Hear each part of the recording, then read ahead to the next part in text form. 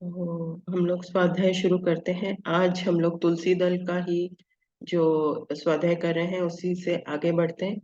कल विनीता मैम ने बहुत अच्छी तरह से वो हमें मुमुक्षु के शत्रु और भी बहुत कुछ बताया, लिंडा गुडमैन के बारे में, रिचर्ड बाक के बारे में।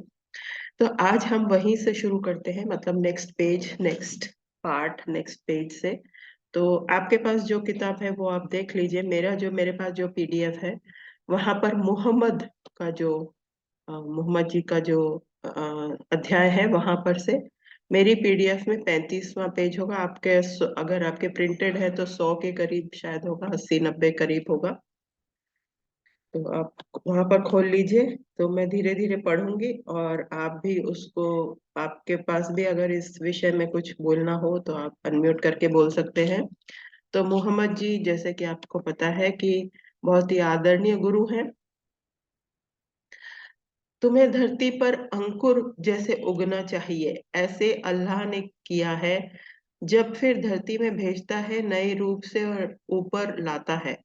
कुरान में ये लिखा गया है और हमें इस लोक में बार बार आना पड़ा है। यह पुनर्जन्म सिद्धांत ही इसका अंतरार्थ है। मोहम्मद मक्का शहर के पास हीरा नामक पर्वत की गुफा में ध्यान किया करते थे। गब्रियल नामक मास्टर के माध्यम से योग सिद्धि पाकर सभी लोगों के दर्शन करके उन्होंने सत्य का प्रत्यक्ष रूप से शोधन किया, मूर्ति पूजा का खंडन किया। मोहम्मद महान योगी, प्रवक्ता, उनके द्वारा बताए गए मार्ग पर चलते हुए उनके जैसे जीना ही हमारा लक्ष्य है। तो आपको अगर मोहम्मद जी की कहानी के बारे में थोड़ा भी पता हो, जितना मुझे पता है मैं जरूर बताऊंगी। तो ये बात सत्य है कि उनको गैब्रियल नामक जो एंजल है, या एंजल थेरेपी में आर्क एंजल भी कहा जाता है, यानी कि एंजलों में भी वरिष्ठ एंजल जो होते हैं वो उनके कैसे गार्जियन एंजल थे। और जब वो उस गुफा में बात, मतलब ध्यान किया करते थे या साधना किया करते थे, मतलब उस समय की जो भी साधना होती है, तब उनको गैब्रियल, आर्कएंजल गैब्रियल ने ये मतलब जो कुरान में लिखा हुआ है, या जो भी अभी हमने कुरान का बस एक पंक्ति पढ़ी या एक दो वाक्य पढ़े, तो वहां पर उनको ये ज्ञान मोहम्मद जी को दिया गया। फिर उन्होंने, मेरी समझ से वे पढ़े लिखे नहीं थे, फिर बाद में इस चीज को लिखा गया। तो और ये भी बात है कि उसी आसपास जहां पर वो उनका ध्यान था या उनकी उन्होंने साधना की थी, उसी के आसपास से ही तीन धर्म की, मतलब एक किस्म से वहां पर नींव रखी गई। क्रिश्चियनिटी भी वहीं पर से आई, मतलब मुसलमान धर्म भी वहीं पर से आया, और ज्यू जो जोरास्ट्रियन, उनके बारे में भी हम नेक्स्ट चैप्टर पढ़ेंगे। तो वह सभी तीनों धर्म, मतलब देश, मतलब पूरे धरती के तीन मेजर जो धर्म है, वहीं से एक बहुत ही कम एरिया में से उनकी उत्पत्ति हुई है। तो बहुत ही पावन धरती, वहीं पर उनको ज्ञान मिला। और जब हम, मतलब शुरुआत में थे तो तब हम, मुझे इतना चैनलिंग का नहीं पता था। लेकिन जब मैंने मोहम्मद जी को जिस तरह से ज्ञान मिला, उस तरह से मुझे पहली बार, मतलब उस समय चैनलिंग, जब मोहम्मद के बारे में पढ़ा तो मेरे को चैनलिंग वाला शब्द नहीं था, वो तो जब बाद में चैनलिंग वगैरह शब्द क्या आया। लेकिन उस समय ऐसे मतलब लिखा गया है या समझा गया है कि उनको एक किस्म से साक्षात दर्शन हुए, और फिर साक्षात दर्शन से उनको यह ज्ञान मिला। और हम, मतलब किसी की बात को खंडन भी नहीं कर सकते जब हमें कुछ पता नहीं है। तो चैनलिंग अलग किस्म की होती है, और कोई समक्ष आके, यानी कि भौतिक रूप में आकर हमें ज्ञान दे, तो वो भी होता है। ऐसे कई सारे और भी इस सदी में भी कई हैं कि जिनको उनके मास्टर्स लिखवाते नहीं हैं, लेकिन भौतिक रूप से प्रकट होकर उनको एक किस्म से ज्ञान देते हैं या उनके साथ वार्ता करते हैं, साक्षात्कार एक किस्म से, और फिर उनको ज्ञान मिलता है। तो ये कुछ इस तरह का ज्ञान मोहम्मद जी को मिला, और वे बहुत ही सरल रूप के, और उनकी जो भी हम अभी ज्ञान देख रहे हैं या हम उनसे जो भी मतलब सीख रहे हैं, तो जो पत्री जी ने लिखा है मैं उनका ही करती हूँ कि हम, तुम्हें धरती पर अंकुर जैसे उगना चाहिए, ऐसे अल्लाह ने किया है। अब फिर धरती में भेजता है, नए रूप से और ऊपर लाता है। तो हमें नए, मतलब ये एक्चुअली में मोहम्मद जो भी मेरे मुसलमान फ्रेंड्स हैं, चाहे वो शिया हो या सुन्नी हो, वहां पर हमारी ये मान्यता है कि वे मुसलमान जो हमारे फ्रेंड्स हैं या तो वे पुनर्जन्म में नहीं मानते हैं।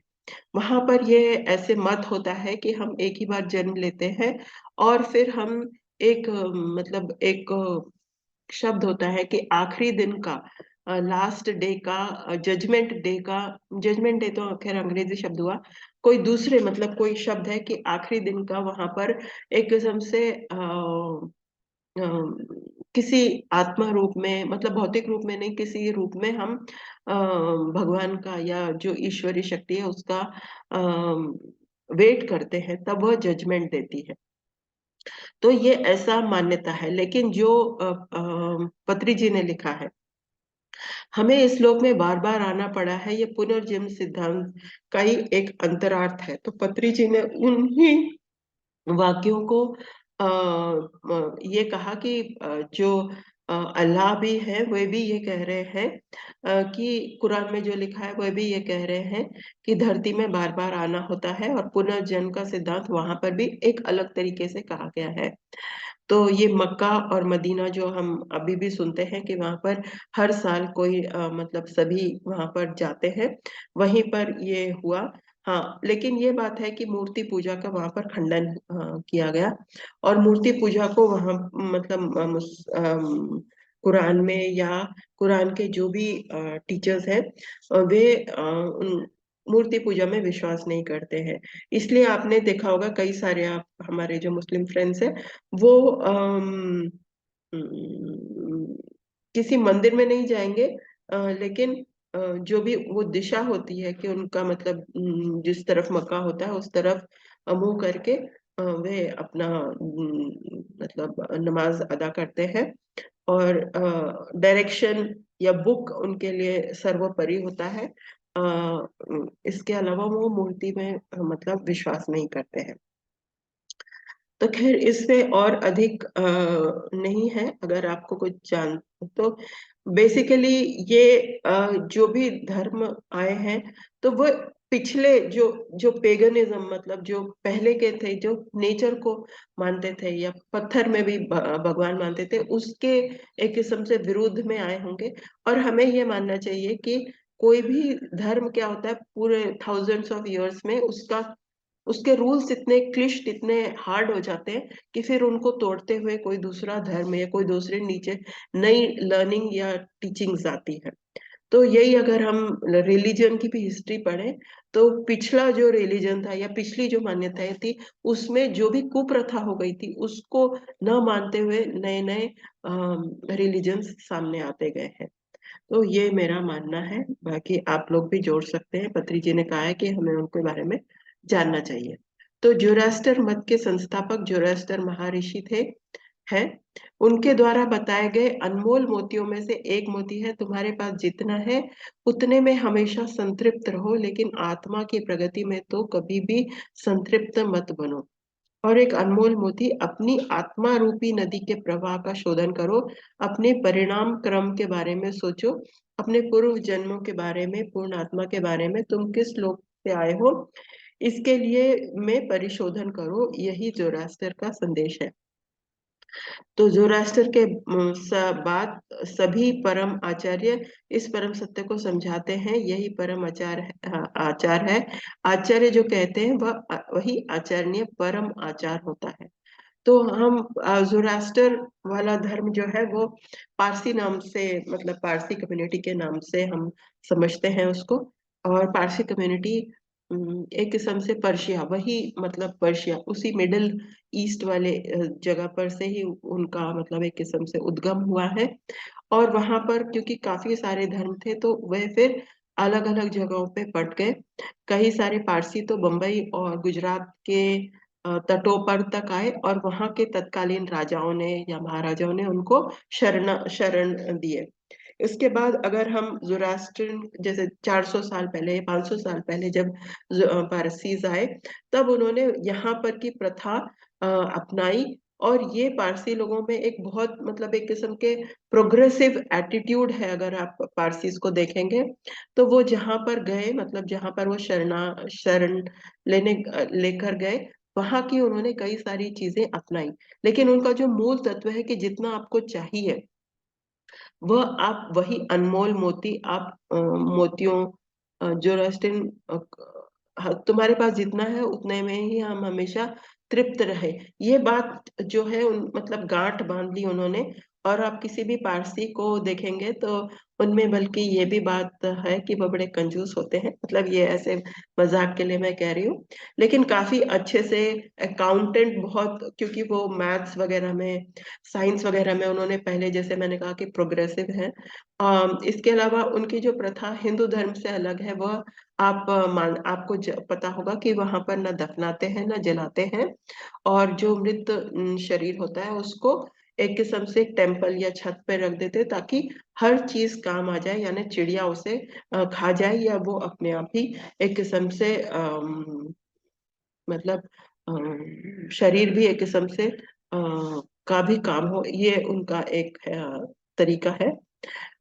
फिर मैंने अपने जीवन में, क्योंकि मेरे कुछ ज़ोरास्ट्रियन फ्रेंड थे, फ्रेंड क्या, मेरे पापा के फ्रेंड थे, तो बल्कि हमारे टीचर भी, दो पारसी टीचर्स ने भी मुझे पढ़ाया है।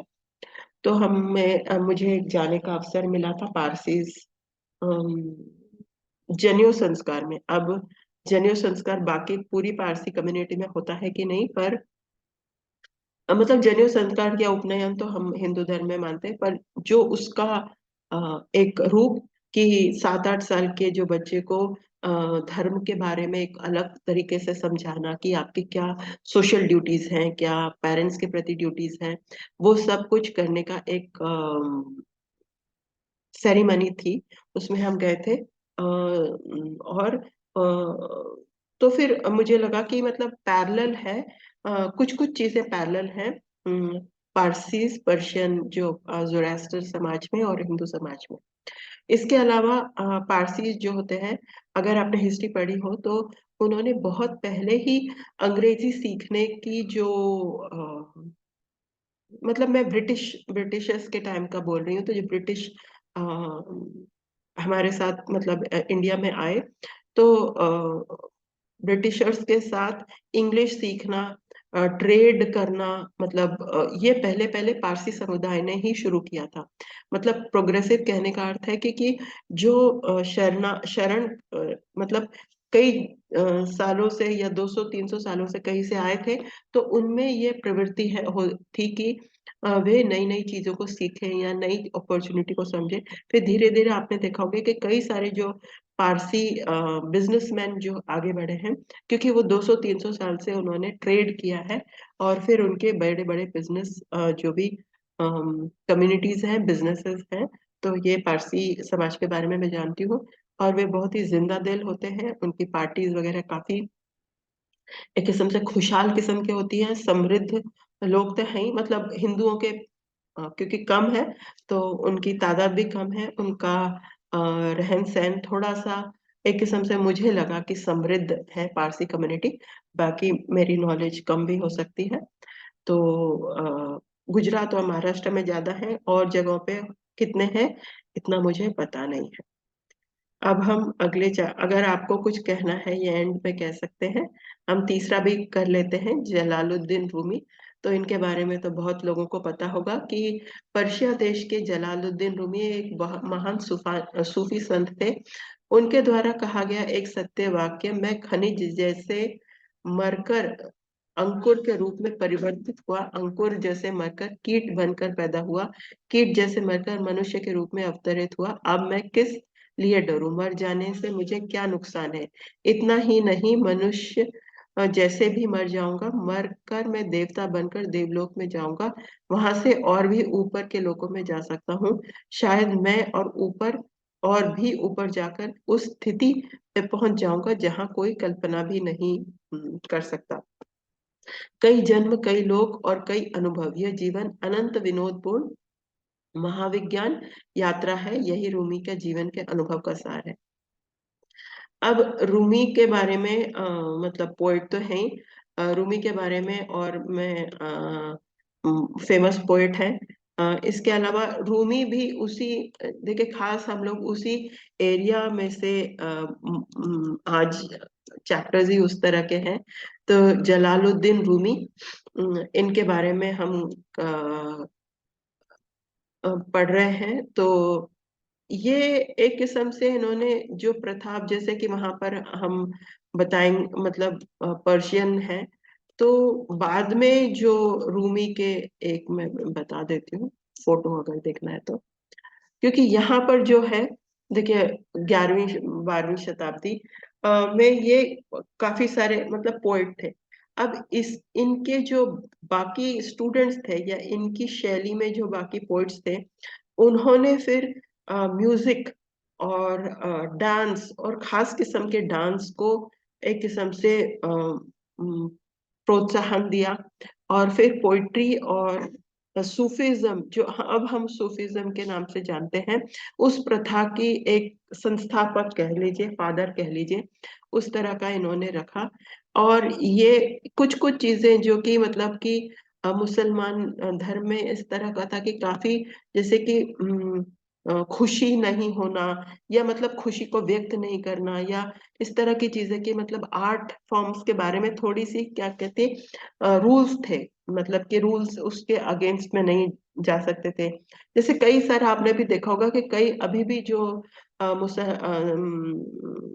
मुसलमान धर्मों में, या शायद कंट्रीज में भी, इवन फिल्में देखने में भी मनाही होती है कुछ कुछ परिवारों में। कुछ परिवार तो खैर जाते हैं फिल्में देखने के लिए, पर चोरी छिपके से जाना पड़ता है कई बार। तो इस तरह से लेकिन रूमी जो थे, इस वाली प्रथा के बारे में तो म्यूजिक, डांस, और खास तरह का डांस इन्होंने प्रचार प्रचार इनका रहा। इनके स्टूडेंट्स भी फिर बहुत जगहों में फैले, भारत में भी फिर कई सूफी संत आए, और उन्होंने पोइट्री, डांस और म्यूजिक को बहुत एक किस्म से एक नई प्रथा को उन्होंने जन्म दिया। तो मुझे जितना पता है मैं बता रही हूँ। रूमी's father was Badruddin Walid, a mystic from Wakash, who was also known by the followers of Rumi as, according to Sultan। तो फिर ये मतलब उनकी कहानी है कि अबू बकर इस तरह के आए, और मंगोल्स वहां पर भी इन्होंने मंगोलियन थोड़ा ब्लड था, या वेस्ट की तरफ गए, चाइना की तरफ गए, और कुछ भारत की तरफ आए। तो इस तरह इनका जो रूमी, जिस तरह के जो पोइट्री थी या पोइट्स थे, वे दोनों तरफ गए, मंगोल की तरफ भी और इधर इंडिया की तरफ भी। तो ये थे आज के संत। और एक और हम लोग कर लेते हैं, वैसे भी हम लोग गए थे, इनके बारे में मैं ज्यादा जानती नहीं हूँ। तो जितना पढ़ के बारे में पढ़ के मैं बता सकती हूँ उतना ही बताऊंगी। 30।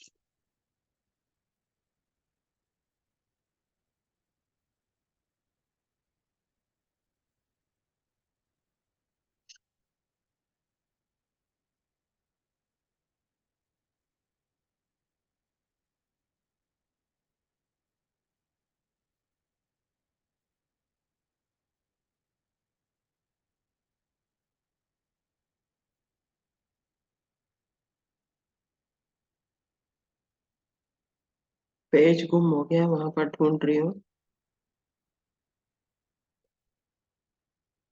तो रूमी के बाद है हमारे जलालुद्दीन रूमी जी के बाद है गए थे, ये Goit.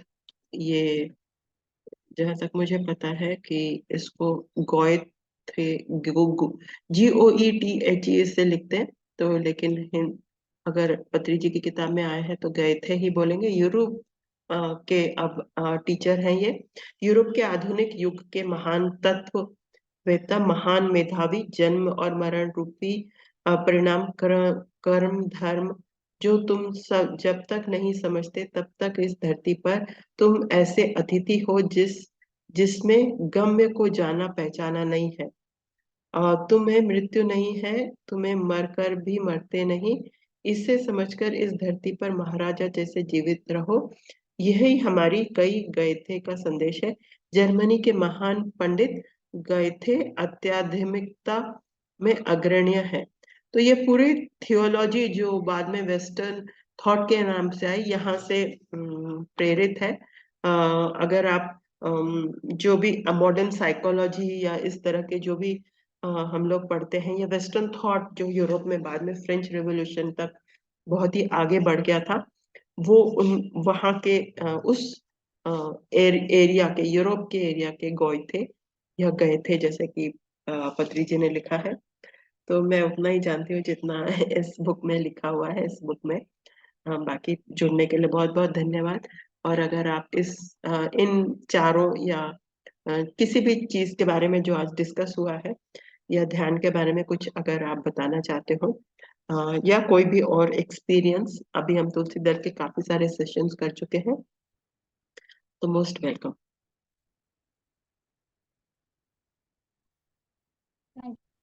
Thank you Vinita.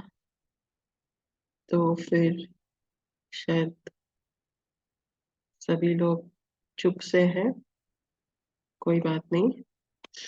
Thank you Anuradha ma'am, बहुत अच्छे से समझाया। मैं ये देख रही हूँ कि जितने भी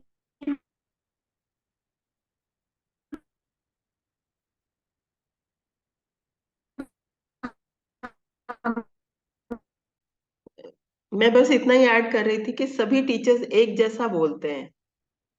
आप भी कुछ इस तरह ही कह रहे थे क्या? आप बिल्कुल ठीक कह रहे हो। मतलब जितने भी स्पिरिचुअल मास्टर्स हमने अभी तक सुने हैं, पढ़े हैं, हम्म। सभी का बेसिक कॉन्सेप्ट वही है, आप ध्यान करो। ध्यान से ही आपको ज्ञान। अभी देखिए, हमने मोहम्मद जी के बारे में जो सुन रहे हैं कि उन्होंने भी बहुत ध्यान किया, हीरा नामक पर्वत की गुफा में ध्यान किया। जबकि अब जब ध्यान की बात होती है तो मुस्लिम कम्युनिटी में बहुत सारे लोग ध्यान के अगेंस्ट है, जबकि उनके अपने गुरु ने ही ध्यान किया और ध्यान का के बारे में कहा। तो ये मुझे बहुत अच्छा लगा कि तब भी एंजल्स का इतना प्रभाव था।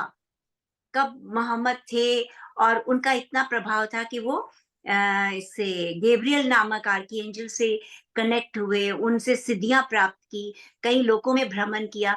तो ये सच्चाइयां जो है, मुझे तो एटलीस्ट पीएसएसएम में आने के बाद ही पता चल रही है कि इतने सारे लोग होते हैं और उन लोगों के अलग अलग ज्ञान होते हैं। तो ये जितने भी मास्टर्स की हम टीचिंग्स को पढ़ रहे हैं, वो सब इसी तरह से आई हैं। कई लोगों में घूमकर उन्होंने भी बहुत सारे ज्ञान दिए हैं। और जैसे आपने जोरास्टर जी का बताया, तो वो भी एक बहुत बड़े महर्षि थे।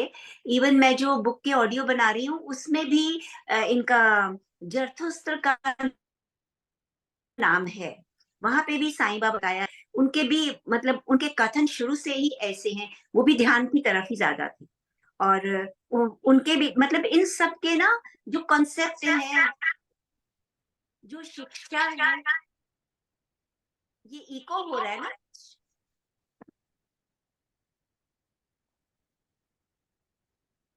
आप दो दो जगह से आ गए हो। तो वो मेरा चल नहीं रहा था ना, तो इसलिए एक सेकेंड में अब लीव करती हूँ एक जगह। हाँ।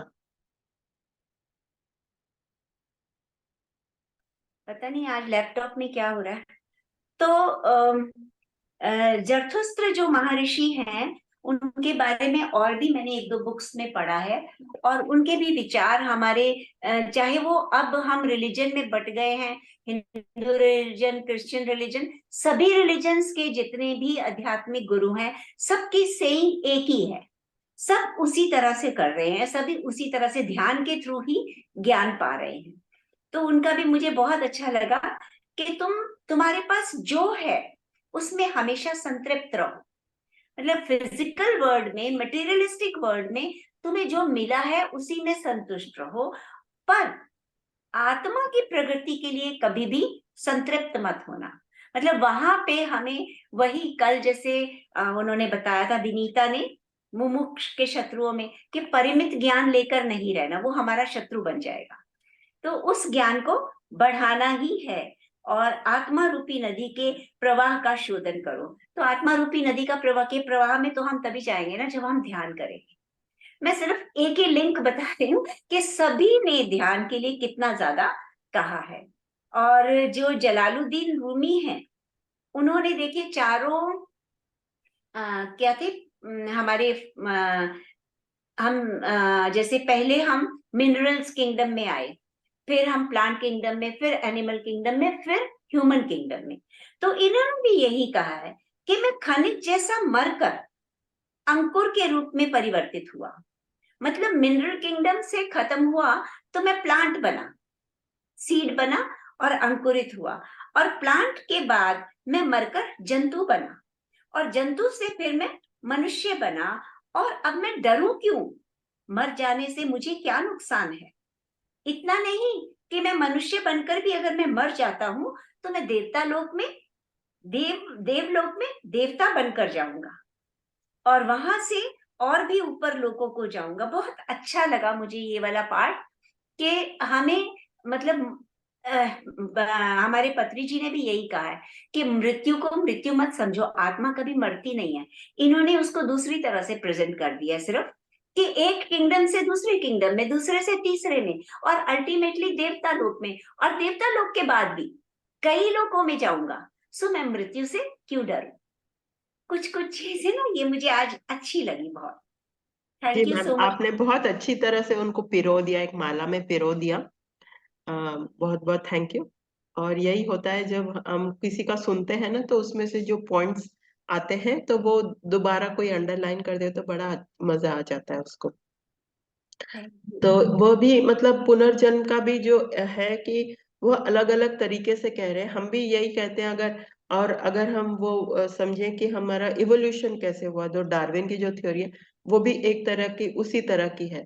लेकिन ये कहना कि भाई होता ही नहीं है, हम रूप ही नहीं बदलते हैं, एनर्जी कांस्टेंट होती है, तो ये थोड़ा एनर्जी के जो कॉन्सेप्ट है उसके विपरीत चला जाता है, क्योंकि एनर्जी तो हर टाइम रोटेट ही होती रहती राइट राइट। है ना। तो मतलब और पत्री जी ने ये जो बुक दी है ना, इसमें इतने सारे और मतलब ये मास्टर्स का इंट्रोडक्शन दिया है, लेकिन उस थोड़ी सी इंट्रोडक्शन में भी उन्होंने सबको कनेक्ट कर दिया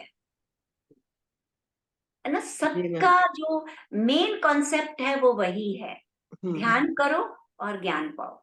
हम्म। तो थैंक यू। मैम, ये जो अब मैं कुछ कंट्रोवर्शियल कहूंगी, क्योंकि मेरी हाँ काफी सारी वार्ता मतलब ये डिबेट्स हुई है।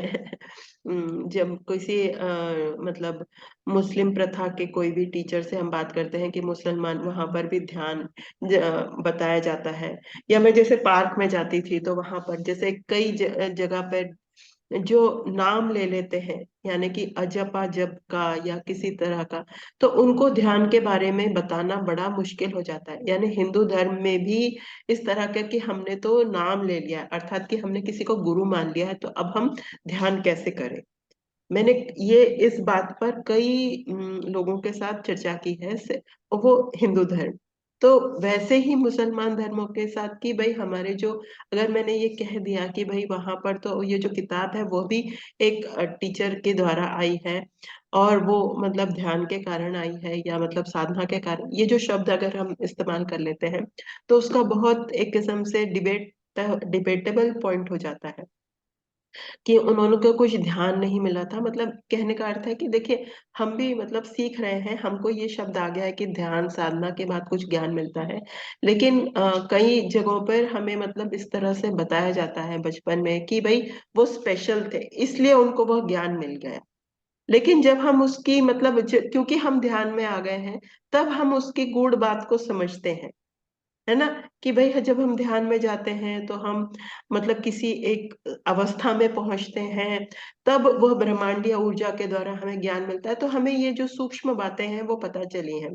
लेकिन ये जो बातें हैं, हम जब किसी के सामने रखते हैं, चाहे हिंदू धर्म के ही लोगों के साथ या दूसरे, तो वो वहां पर थोड़ी सी एक किस्म से बहुत क्या बोलना पड़ता है कि पॉलिटिकली राइट, या बहुत ही विनम्र होकर कहना पड़ता है कि देखिए हमने ये समझा जाना, है ना। तो फिर इस तरह, क्योंकि हम उनकी मान्यताओं को भी मतलब झुठला नहीं सकते, हाँ नेगेटिविटी नहीं दे सकते। वो हाँ आपकी बात बिल्कुल ठीक है, वो हाँ कोई भी धर्म हो। अब हाँ आपने हाँ उस दिन एक घर में यही देखा था ना कि हाँ दो तीन लोग ऐसे थे जो मानते ही नहीं थे ध्यान को, मेरी बातों से कभी कन्विंस नहीं हुए, लेकिन उस दिन वो कितने खुश थे। तो जो चीज हमने चखी ही नहीं, उसका हम्म। टेस्ट हमें कैसे पता चलेगा ना। तो ये बात है, मैंने तो अपने वो तो उसमें सभी भी। कम्युनिटीज हाँ। में है ऐसा। हाँ। तो ये भी अगर हम अपने फ्रेंड सर्कल में भी कहें, कोई बात करते हैं, तो ये बात की मतलब हर टाइम डिबेट हो जाती है, या हमको अपने शब्दों को अलग अलग रूप में अलग अलग जगह पे रखना पड़ता है, अलग अलग तरीके से रखना पड़ता है। तो आज के बिल्कुल लिए बिल्कुल इतना ही, बिल्कुल। कल मिलते हैं। और फिर बहुत बहुत धन्यवाद आज रीता जी, आपने ये बहुत अच्छे से एक माला में पिरो दी सारी बातें। तो मुझे भी एक अच्छा सा एक वो मिल गया स्टेटमेंट कि सारे टीचर्स एक जैसा बोलते हैं। और ये वाली जो सेगमेंट चल रही है सभी टीचर्स के आगे, तो उनके फिर से कई सारे स्टेटमेंट्स और ज्ञान की बातें हैं। तो ये काफी इंटरेस्टिंग लग रहा है। तो आगे हम इसी तरह करते रहेंगे और एक एक चक्र पे भी ध्यान करने का करेंगे। तो इस तरह से आगे बढ़ेंगे। Thank you ma'am. Thank thank you you. Ma'am. Thank you so much. Thank you ma'am, ध्यान बहुत अच्छा लगा मैम। जी जी। आपने चक्राकर हाँ। और शुरू हाँ, किया। मेरे को मैसेज बहुत देना था। हाँ। Thank you ma'am. हाँ, पद्मा ने सबको